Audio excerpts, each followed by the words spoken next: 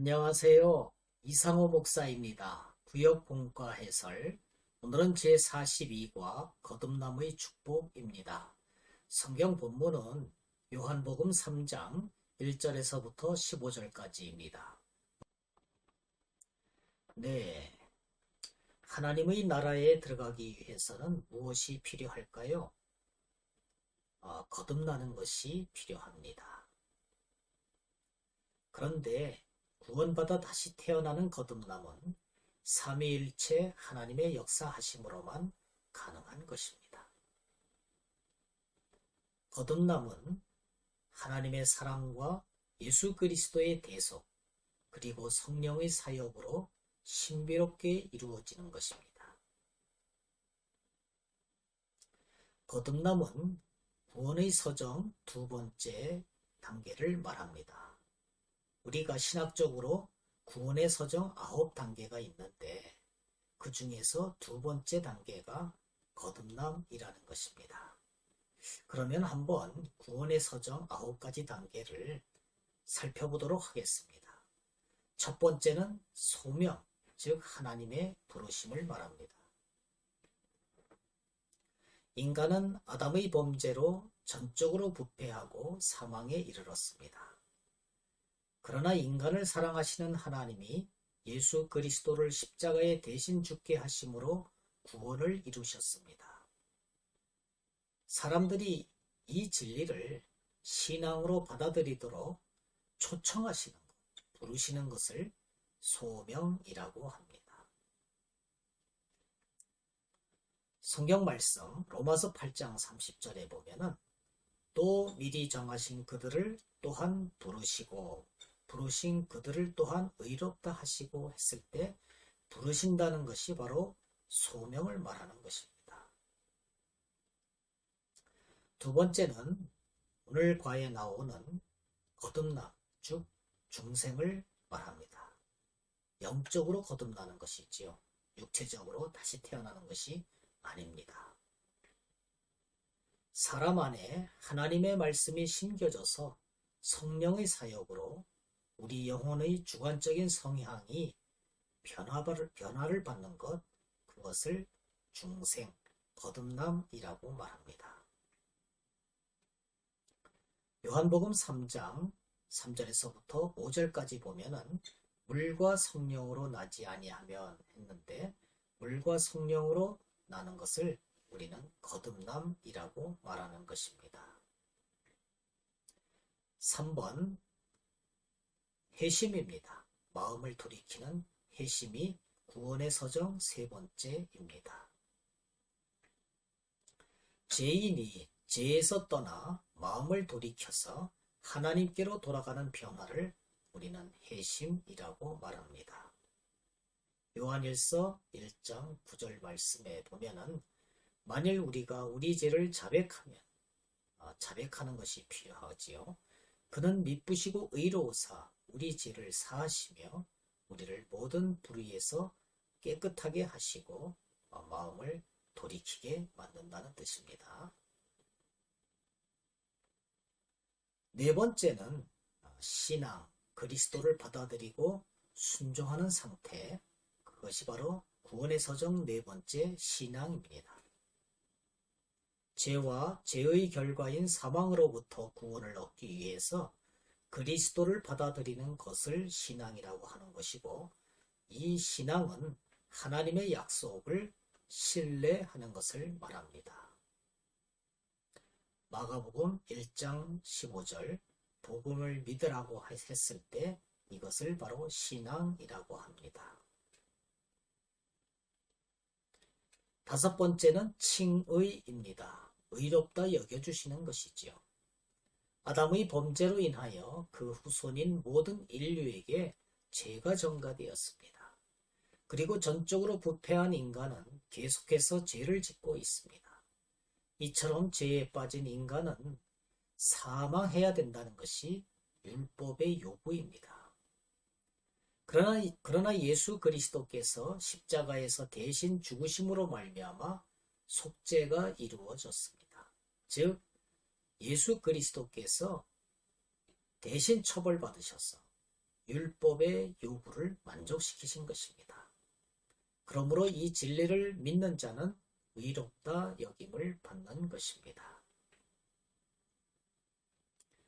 로마서 8장 30절 부르신 그들을 또한 의롭다 하시고 이렇게 말씀하셨을 때 의롭다 하시는 것이 바로 칭의입니다. 우리 믿는 자들은 의로운 사람이 아니라 의롭다 여김을 받은 사람입니다. 여섯 번째는 수양, 즉 양자 삼으신 것을 말합니다. 하나님이 우리를 자신의 자녀로 삼아주시는 것, 그것을 바로 수양이라고 합니다. 요한복음 1장 12절에 보면 영접하는 자, 곧 그 이름을 믿는 자들에게는 하나님의 자녀가 되는 권세를 주셨으니 이렇게 증거하고 있는 바와 같습니다. 일곱 번째는 성화, 즉 거룩하게 되는 것을 말합니다. 죄인을 죄의 오염에서 건지셔서 그의 성품을 하나님의 형상으로 닮아가게 하시는 그것을 바로 성령의 사역이 그렇게 하는데 이것을 바로 성화라고 합니다. 거룩해지는 것, 이것이 성화인 것입니다. 로마서 8장 14절 하나님의 영으로 인도함을 받는 사람들, 이 사람들이 바로 성화되는 것입니다. 여덟 번째는 성도의 견인입니다. 택함받은 자들을 참고 견디게 하셔서 기필코 구원을 받도록 하시는 것, 성도의 견인이라고 합니다. 그러므로 우리 택함받은 백성은 중간에 어떠한 유혹에도 불구하고 하나님께서 반드시 건지셔서 영화의 단계, 천국에 이르게 하시는 것입니다. 디모데후서 4장 18절 주께서 나를 모든 악한 일에서 건져내시고 또 그의 천국에 들어가도록 구원하시리니 이렇게 말씀하는 바와 같습니다. 아홉 번째는 영화의 단계입니다.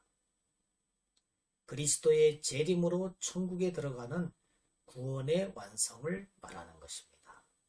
즉 영화는 이 세상에서 이루어지는 것이 아니라 천국에 들어감으로 영화가 이루어지는 것입니다. 로마서 8장 30절에 보면은 의롭다 하신 그들을 또한 영화롭게 하셨느니라 이렇게 말씀을 하셨습니다. 물론 이 구원의 서정은 이 순차적으로 반드시 시간적으로 이렇게 단계별로 이루어진다는 의미는 아닙니다. 이 구원이 이렇게 이론적으로 이렇게 이루어진다는 것입니다. 그러면은 말씀 속으로 들어가서 질의응답 형식으로 다시 한번 복습을 해 보도록 하겠습니다.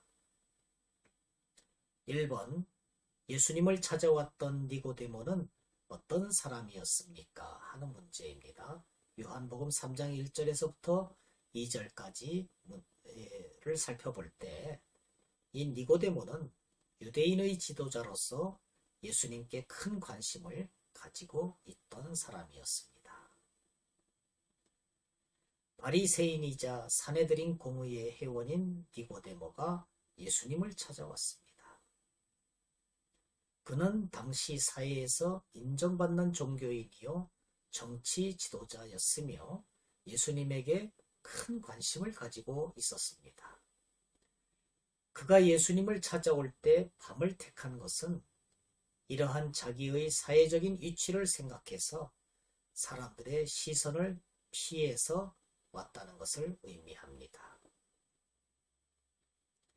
그는 율법에 정통한 학자였지만 영생과 하나님의 나라에 대해서는 제대로 알지를 못했습니다. 2번 예수님께서는 무엇으로 거듭나야 하나님의 나라에 들어간다고 하셨습니까? 요한복음 3장 5절 말씀을 볼 때 물과 성령으로 거듭나야 하나님의 나라에 들어간다고 예수님께서는 말씀을 하셨습니다. 물과 성령으로 난다는 표현은 사람이 위로부터 새롭게 다시 태어난다는 것을 말합니다.